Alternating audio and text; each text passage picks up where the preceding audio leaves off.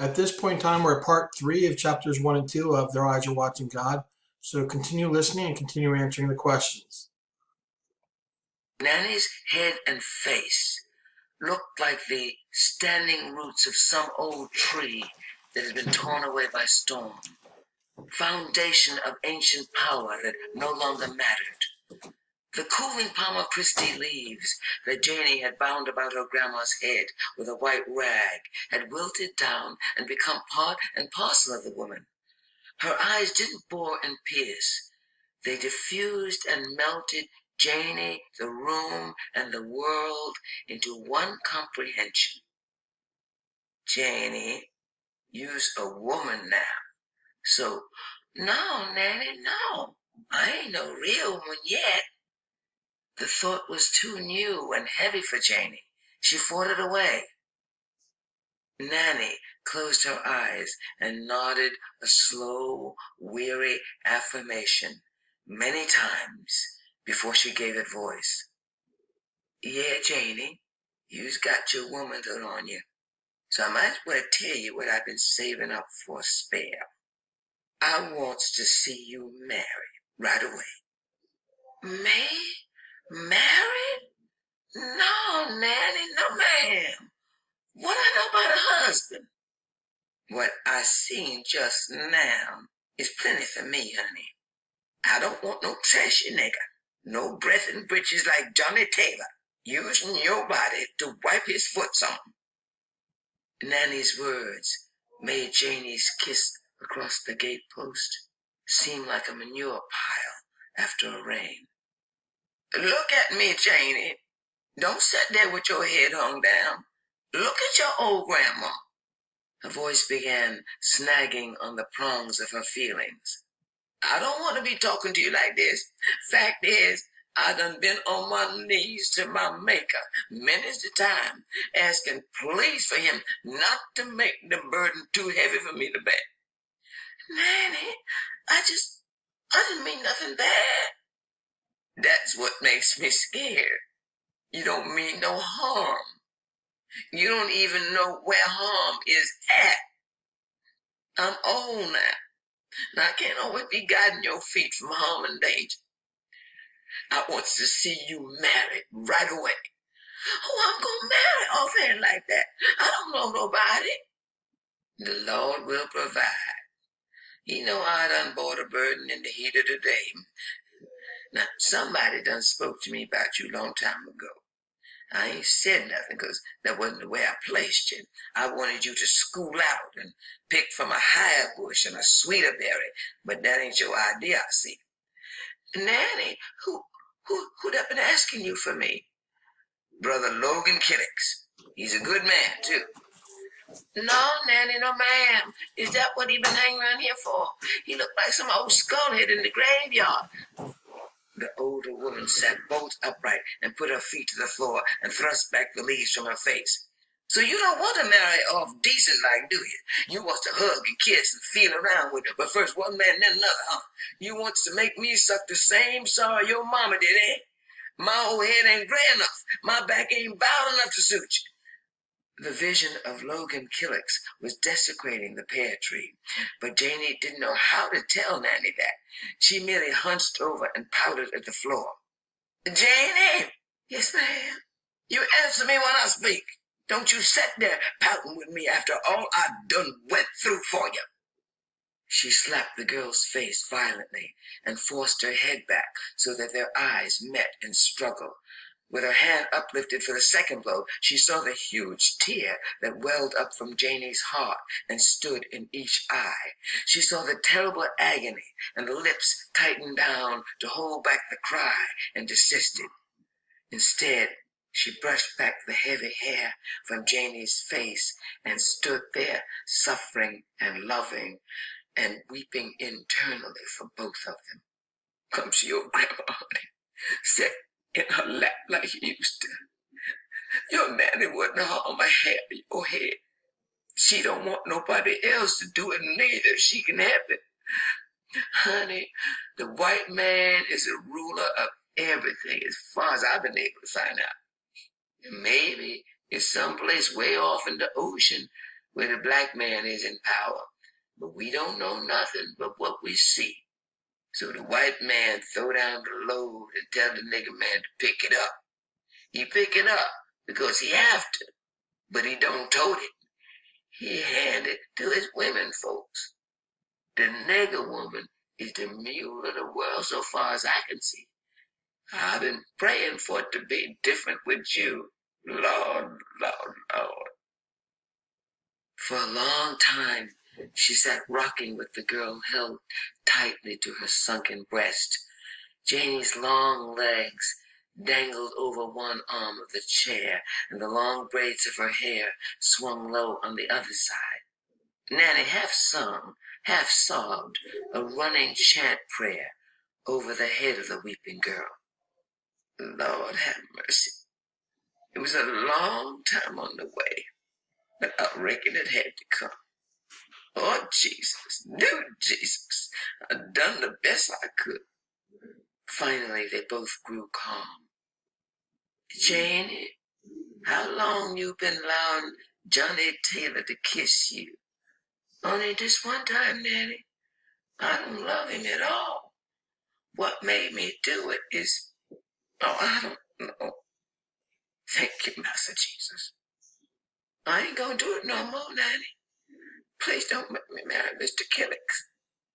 It ain't Logan Killix I want you to have, baby. It's protection. I ain't getting old, honey. I'm done old. One morning soon now, the angel with the sword is gonna stop by here. The day and the hour is hid from me, but it won't be long. I asked the Lord when you was an infant in my arms to let me stay here till you got grown. He done spared me to see the day. My daily prayer now is to let these golden moments rolls on a few days longer till I see you safe in life. Let me wait, Nanny, please. Just a little bit more. Don't think I don't feel with you, Janie, 'cause I do. I couldn't love you no more if I had felt your birth pains myself. Fact of the matter, I loves you a whole heap more than I do your mama, the one I did birth. But you got to take in consideration, you ain't no everyday child like most of them. You ain't got no papa. You might just as well say no mama. For the good she do you. You ain't got nobody but me. And my head is old and tilted towards the grave. Neither can you stand alone by yourself. The thought of you being kicked around from pillar to post is a hurting thing. Every tear you drop squeezes a cup of blood out of my heart. And I got to try and do for you before my head is cold. A sobbing sigh burst out of Janie. The old woman answered her with little soothing pats of the hand. You know, honey, us colored folks is branches without roots, and that makes things come around in queer ways. You in particular. I was born back during slavery, so it wasn't for me to fulfill my dreams of what a woman ought to be and to do. That's one of the holdbacks of slavery. But nothing can stop you from wishing. You can't beat nobody down so low till you can rob them of their will. I didn't want to be used for a work ox and a brood sow, and I didn't want my daughter used that way neither. It sure wasn't my will for things to happen like they did. I even hated the way you was born. But all the same, I said, thank God I got another chance. I wanted to preach a great sermon about colored women sitting on high, but there wasn't no pulpit for me. Freedom found me with a baby daughter in my arms. So I said I'd take a broom and a cook pot and throw up a highway through the wilderness for her. She would expound what I felt. But somehow she got lost off of the highway. And next thing I knowed, here you was in the world. So whilst I was tending you of nights, I said, I saved the text for you. I've been waiting a long time, Janie.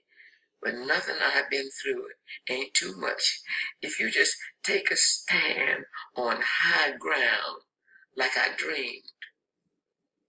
Oh, If you haven't answered question 11, please do so. Why did Nanny want Janie to get married?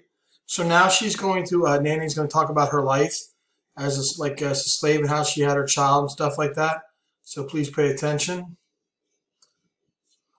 Nanny sat there rocking Janie like an infant and thinking back and back. Mind pictures brought feelings, and feelings dragged out dramas from the hollows of her heart.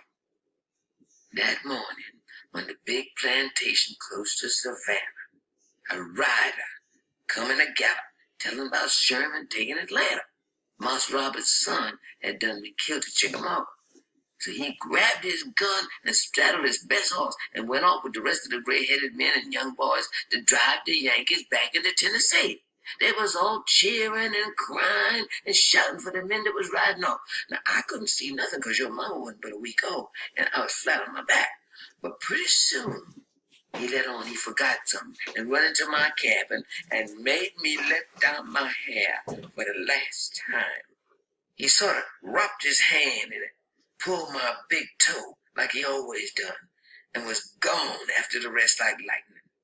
I heard him give one last whoop for him. Then the big house and the quarters got sober and silent.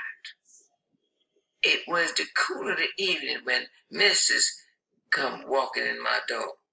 She throwed the door wide open and stood there looking at me out of her eyes and her face. Looked like she'd been living through 100 years in January without one day of spring. She come stood over me in the bed. Nanny, I come to see that baby of your own. I tried not to feel the breeze off her face, but it got so cold in there, I was freezing to death under the covers. So I couldn't move right away like I aimed to. But I knowed I had to make haste and do it. You better get that kipper off of that young'un, and that quick, she clashed at me. Look like you don't know who was mistress on this plantation matter, but I aims to show you. By that time, I had done managed to unkipper my baby enough for her to see the head in the face. Nigga, what's your baby doing with gray eyes and yellow hair? She began to slap my jaws every which way. I never felt the first ones because I was too busy getting the kipper back over my child. But them last leg burnt me like fire. I had too many feelings to tell which one to follow, so I didn't cry and I didn't do nothing else. But then she kept on asking me, how come my baby look white? She asked me that maybe 25 or 30 times, like she got to saying that and couldn't help herself. So I told her, I don't know nothing but what I'm told to do, because I ain't nothing but a nigger and a slave.